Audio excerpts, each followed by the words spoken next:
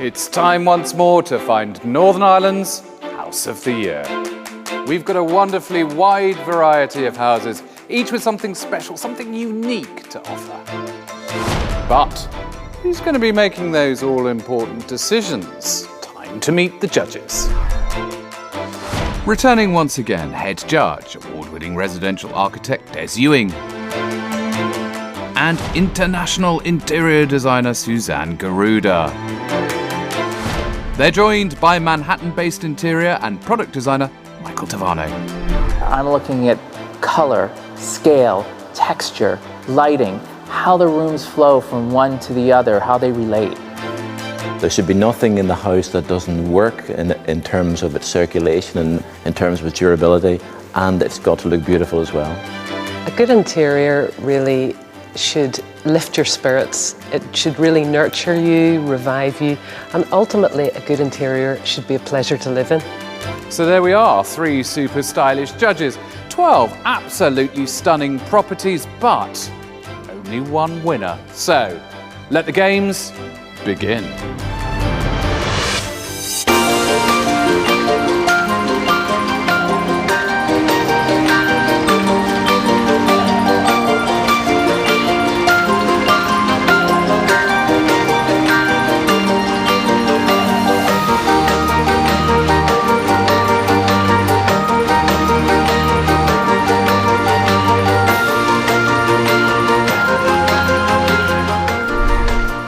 Well, here we are, back again with the show that absolutely everybody's been talking about. Trust me, I am as excited as you are.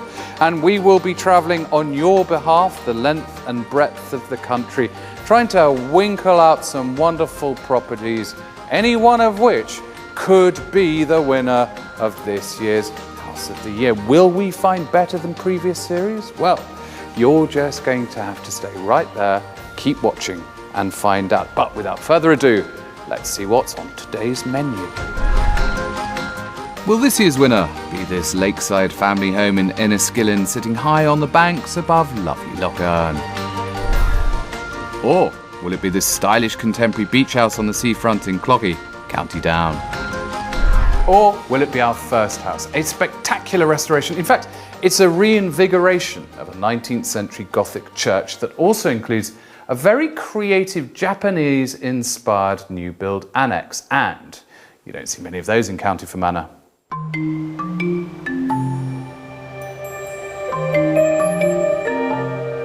Built in 1841, the church was acquired in 1996 by its current owners Molly and Jimmy Armstrong, who fell in love with it but had no idea what to do with it. After some years, they commissioned their son, Nathan, an architect living and working in Tokyo, to design a Japanese-inspired home with a contemporary barn extension. The church became the functional living space, whilst the barn is the sleeping quarters. The Japanese influence is visible throughout, in the bedrooms, washroom, and in a tatami mat reading bed in the link corridor, and in the Japanese gravel garden. It's a very unusual fusion between Victorian Gothic and then this incredibly elegant, very light contemporary Japanese inspired style. It's beautiful to live in, and it is calm, and it's the angularity of all the spaces that is so interesting for us. This extraordinary family link as well, because it's your son Nathan that's done all the architectural work. He's married to a Japanese girl and he's living in Japan with his 3 sons. It's a bit far away for an architect, but we managed to set up a communication system which worked, really worked. The dad is project manager. Yes. Driving the dump truck. Yes. Exactly. It wouldn't have been possible, I think, if it hadn't been Nathan providing very good working drawings. The working drawings, to me, were really the key to the finish of the project. I mean, this is what's so extraordinary about this whole building, is there's nowhere to hide. With this perfection of detail, you can't sort of paper over the cracks or paint it a bright colour. It's all got to be absolutely perfect. So you must, as a family, be enormously proud of what you've done. We are, but we enjoy it. It really is an absolutely fascinating building. Let's go and see what Des thinks about the architecture outside. You must love this place because it's got more architecture than you can shake an architecture-shaped stick This at. is a project that's just got everything. It's extraordinary, though. It's extraordinary. The church is too small, so it had to be extended. Two ways of doing it. You either make a replica of the church, which is very common in the way it would be done in most occasions. This is much braver, where we're doing something that blends in, where there's the confidence that it's going to blend in. It's not going to take away from the beautiful church. It's got a restoration, which is absolutely authentic. It's got lime, it's cleaned back the sandstone, slate roof, cast iron gutters, and then it's got the extension. Yeah. And look at that. Yeah. It is so simple. It doesn't take away from the church and doesn't crowd it. The little link keeps it politely away from it. The simplicity is the important element here. Who would have thought this little link works? But it is beautiful. Externally, it keeps the two parts apart. Internally, it's the most beautiful part of the house. I think, to me, there's such a strong sense of personality through all of this that you know, everybody here, the design team are making their own decisions. They're not worried about fashion, they're not worried about style, they're not worried about what other people think. That's it. They just like it, and so the emotion kind of carries you through. Yeah. It presents itself beautifully. It sits so well in the countryside. It's great to see something so polite. Well, Des definitely been seduced by its complex simplicity, or should that be simple complexity? Let's go inside and see what Michael thinks. Well, I think you're being well and truly spot. Imagine, Michael, this is your first ever House of the Year contender. What a beauty. It's unbelievable. And if this is what I have to look at my entire time here, I'm going to be so spoiled. They stripped this place back and created this amazing modern temple, maybe, if you will. So they've done all this lovely oak, this Irish oak that's here. And usually oak is a very cold wood to me. This is very warm feeling here. And they've done touches like that through the whole place. You don't feel like you're in this big, vast open space. It has a sense of warmth and comfort to it. The pod that's up here where Molly does her needlework that she does, she can look at these gorgeous Gothic windows behind us. It's just lovely views everywhere you look. This is a very, very elegant, very contemporary kitchen. It is, and it works in here because it has a Zen-like quality to it. You know, it has the Corian countertops that are just beautiful, the way they're done. It's an easy workspace. You can get a lot done in here. It cleans up quickly, not a lot on the counters. Again, going back to that Zen feeling. I mean, this is what they call in New York style manuals eclecticism, It isn't it? is, at its best, I think. Because it's not bought off the shelf. It's something that's grown. It's personal, and there are things that most people say, oh, well, it's not in trend, it's not in style. Trend and style is about your personality, and this house is full of personality. I reckon that's a T-shirt. That's a very good T-shirt slogan. Excellent. Well, it sounds like Michael is extremely impressed. Suzanne is checking out the living quarters. Let's go and catch up with her.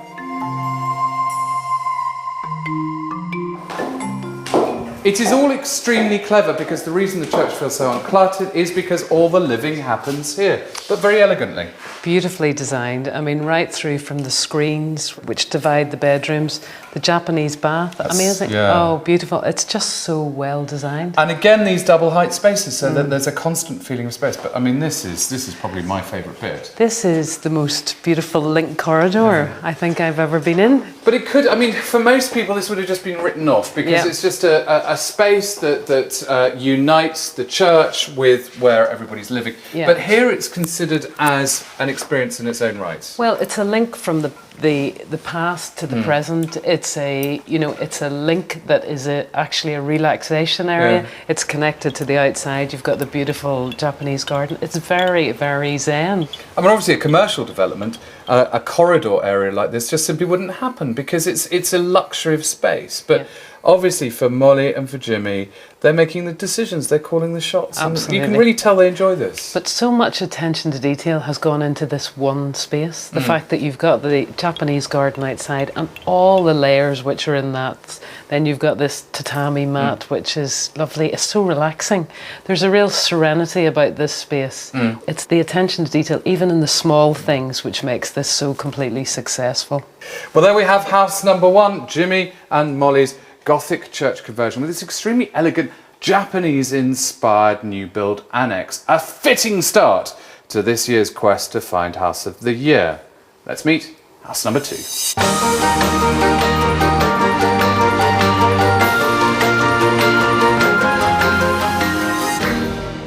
Our next house really wouldn't look out of place in Malibu or Muscle Beach, but this is Clocky in County Down on the Ards Peninsula, so no chance of any East Coast weather. And in fact, despite all of its glamorous jet-set LA styling, the most surprising thing about this property is its small budget.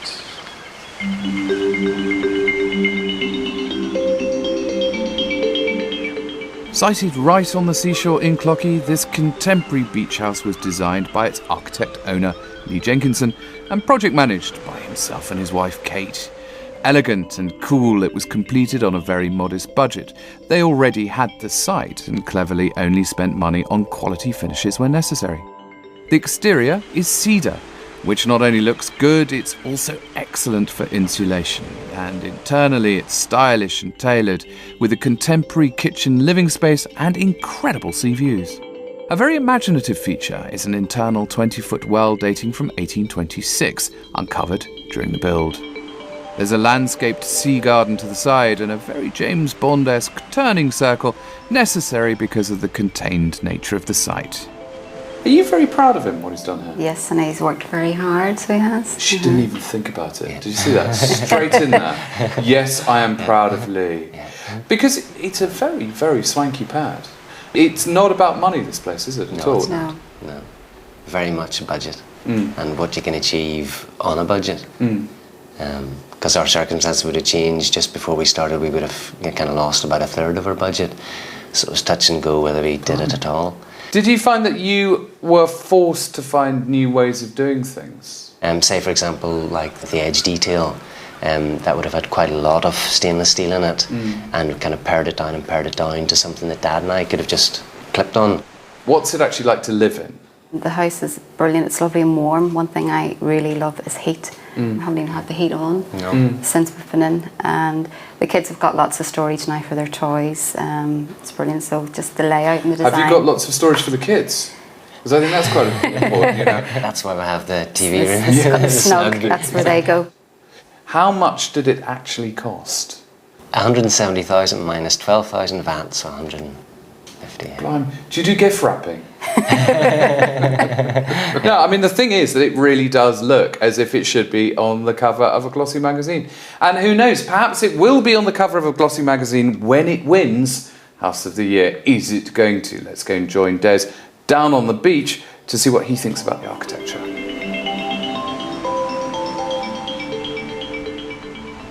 Obviously, the big story here is how much good value this place was. Does that look like a cheap house? Not to me. When you compare, this is the equivalent of a townhouse in the city. Yeah. We can have this beautiful house by the beach. Do you feel that actually more houses should be built like this? Because he's used design rather than throwing expensive materials. He's gone over it and over it, reducing budget all the time. Because it's by the beach, it's got these tremendous views.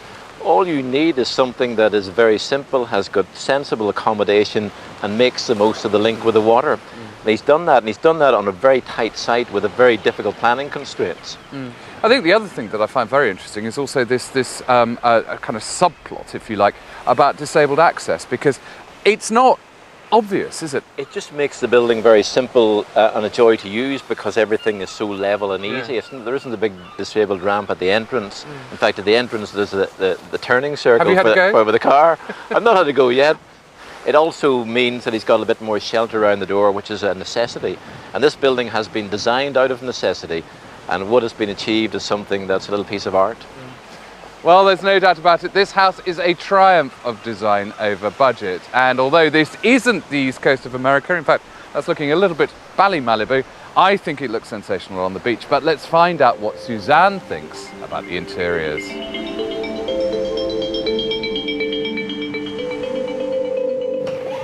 Well, for all its LA-inspired loveliness, couldn't be further from LA weather, could it? Very Northern Irish. There is a real continental feeling about this house. Very It's quite it is very European. There's a lot of energy you get by living by the sea, and that is what's so beautiful about this location. And they have really maximised this with the windows, and the fact that they're just solid plate glass windows rather than doors because of the sand coming in. Well, I and then suppose that that's- fantastic balustrade. But I suppose that's because they've been on the site for 8 years. They know that actually, you know, Yeah. it would be lovely to have doors there, but they simply wouldn't work. They wouldn't be practical. Yeah. They would become. I you mean, know, that's the thing about having lived here before. They learned a lot about the site and knew how to position everything. So wonderful. it works very, very well.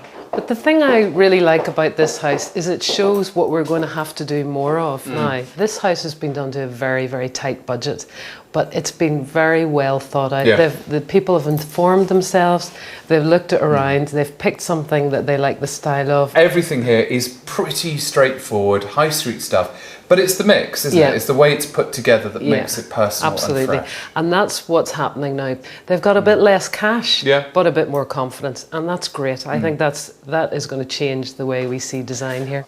It is high chic, but from the high street. Let's go and find Michael, who's having a look at the living rooms.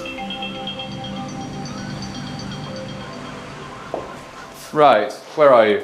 There you Yeah. are. You're not easy to miss here. I'm in the den. This is a really cute den. No, this is a snug. A snug. This How is cute snug. is that? Well, it is kind of snug in here, but it's Exactly. well done. You know, this is where the kids watch TV. They've done a great job with the privacy, with the window behind Yep. us up high. Yeah. This wall is really interesting. It's the curve from the car turnstile Yeah. out front. Do you think that would have been nice with a bit of colour on it, maybe? Or maybe I a do. pattern? There needs to be more color in here. I'd like to see more color. In small spaces, color works.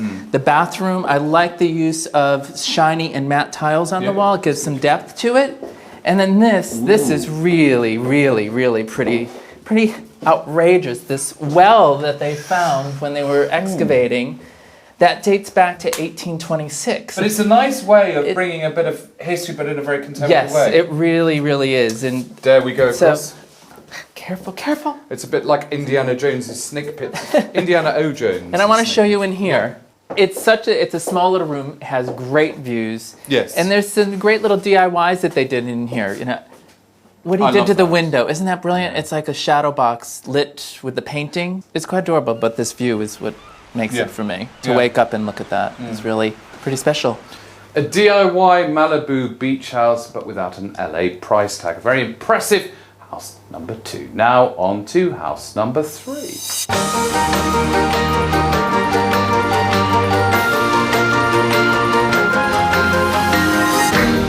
And so, on to our third and final house. It's a characterful new build here in Enniskillen, situated high above the banks of Loch Earn to make the most of these spectacular views of water rolling through the lush countryside. Yum! It's the perfect location, but what's the house like?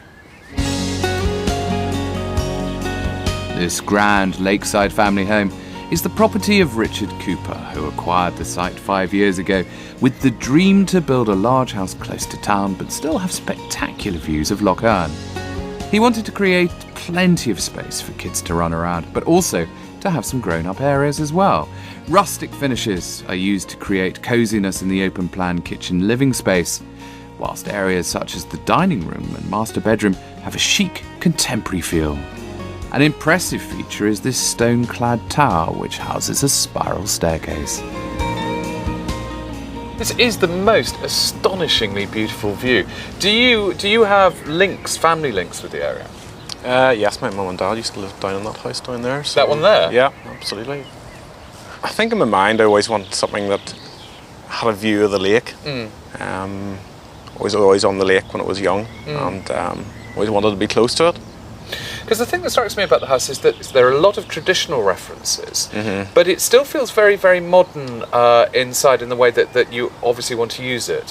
What were the inspirations in terms of laying a house out like this? Well, we wanted space, and things that you see in it, like the stone and the ironwork, were all things that I'd seen over a number of years on my holidays and looking through magazines, and there's always things that I liked in houses. So it was a matter of throwing all those things together and seeing what way it turned out, and I think it turned out fine. Do you think that this house sums you up as a personality? Yeah, absolutely. So it's a little bit country, it's a little bit rock and roll, it's kind of the best of both worlds, really. Yeah, that's me. I'd agree. It's definitely a fascinating house. I'm going to catch up with Des and see what he thinks about the architecture.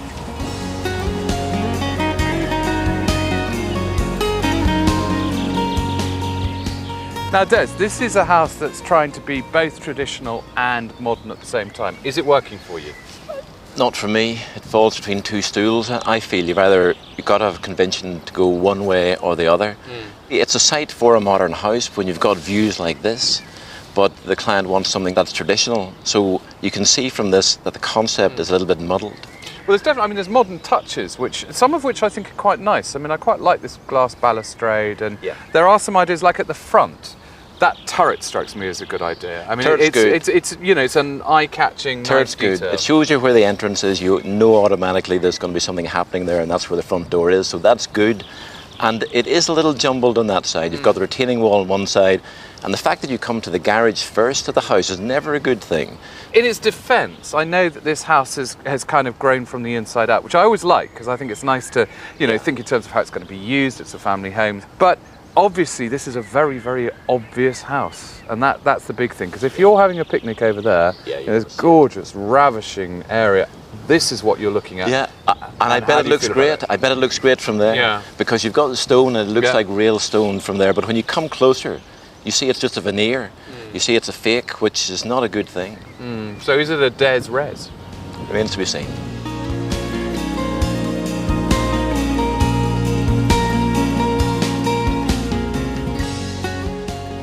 I think some of these materials are very exciting. It's the idea of bringing the landscape in almost, isn't it? Yeah, it's a bit like a cottage inside. That external wall there, the render of that is very nice with and the stone. Wonderful curve, which makes it feel much, much more welcoming. But this is a lovely space. The way it's been divided up, so you've got this really nice snug, and then you're straight through into this conservatory, so you've got another nice big bright room, and then the kitchen and the dining room. Well, I think this is very successful because obviously this is a big area, and a lot of people would have just left it open. But in fact, by creating these little zones, creating these little personalities. Think that is its charm, isn't it? That they have the different levels, they've divided the space up very differently. We're so used to now seeing, big open plan kitchens, very contemporary. And they don't always work. This has got a nice use of materials. You've got the York stone, you've got the stone on the wall, walnut, which is quite contemporary, but they've really thought about their use of materials. So do you think design's moving on a bit? Are we turning our back on the modern now? Are we looking for a new style? I think we're reworking a lot of contemporary living. People have had those big open spaces, and now they're trying to put a bit more emotion into a bit more feeling, and they're realising that the old finishes, actually, a lot of them really, really worked and made places feel a bit cosier. So I think we are. The heart of the home again. Very interesting. So Suzanne's getting emotional in the kitchen. How does Michael feel about the dining room?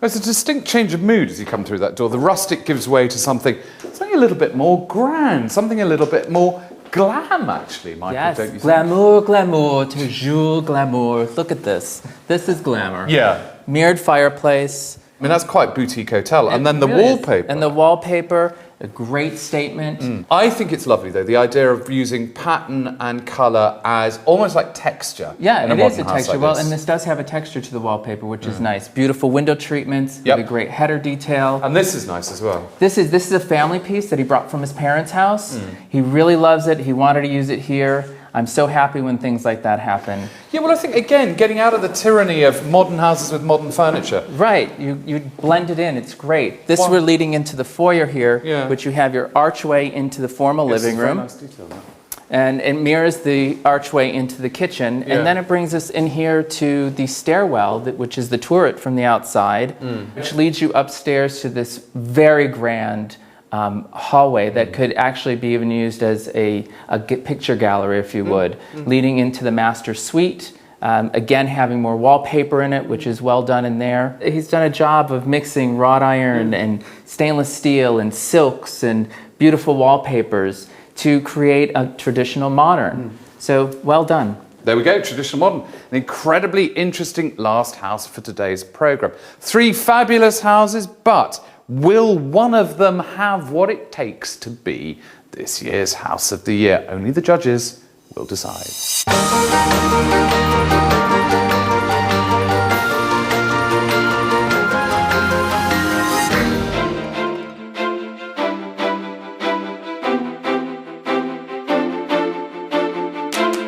So we're back and better than ever, and we've got some astonishing architecture, some jaw-dropping locations and some fabulous properties. Now, just like you, I was extremely impressed by those three houses, but what did our judges think? Before we find out, let's have a quick reminder. House number 1 is Molly and Jimmy's Japanese church house in County Fermanagh, a fascinating marriage of East and West, Old World and New. House number 2 is Lee and Kate's contemporary beach house in Clochey, a stylish pad that wouldn't look out of place in Malibu but realised on a very modest budget. And house number 3 is Richard Cooper's lakeside family home in Enniskillen, an impressive new build with its own tower and breathtaking views of Loch Earn. Time to find out what the judges really think.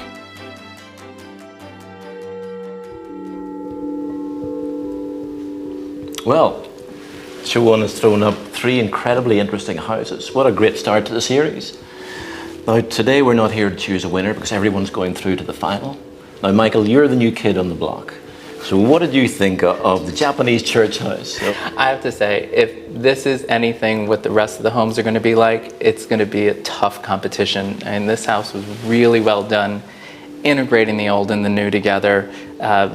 The textures that were used, the craftsmanship was right on top. You could see that with the way the outside was brought into the inside, was brought through to the finishes, and I think that's what really makes it work so successfully. And it was that little link that worked the most successfully. Absolutely. That to me was the little gem. Which is brilliant. A surprise because it was so necessary externally to separate the two buildings, the old and the new. They carried everything through, like the link corridor, it had that Gothic peak to it that carried through into the church. The contemporary beach house, another architect design house by Lee and Kate in Clochey. There was great energy from the sea, from the location, and you got that because of the use of the way the windows were. So there were big windows at the seaside. What about the feel of the interior? The feel of the interior left me wanting more. It doesn't have to be, lackluster on a budget. It is not lackluster. That house is not lackluster. It is genius to produce for that price. To produce something that has that beach house feel to it. It's created something that is just very simple, I think. Anyway, here's a house for you. The Lakeside Family Home. It's got you written all over it. It does have American scale to it, which I really do like. You know him so well. I know. It does have that American scale to it, which I did enjoy, and I did feel at home the way that it had these big, great open spaces that were used well. I wanted more from the interior. I got a little bit of it with the wallpaper and some of the window treatments that were being used. The kitchen really worked. The kitchen and the snug, the use of space. I think Richard really put a lot of thought into that. For me, what was most disappointing was the fact you approached the garage first. The approach of a house is very important. You come to the garage and then you come to an area of tarmac with a retaining wall. Yeah. You've come in and you've sort of lost it already. Well, we've some strong contenders there. Yeah, sure. And maybe a potential winner. Maybe. We're just going to have to wait to see how they compete against the other houses in the final. Interesting as ever, food for thought indeed from our judging panel. And we'll be finding out how those 3 do against the other properties in our series final. But join us next time, because we've got more inspirational homes as we continue the hunt to find Northern Ireland's House of the Year.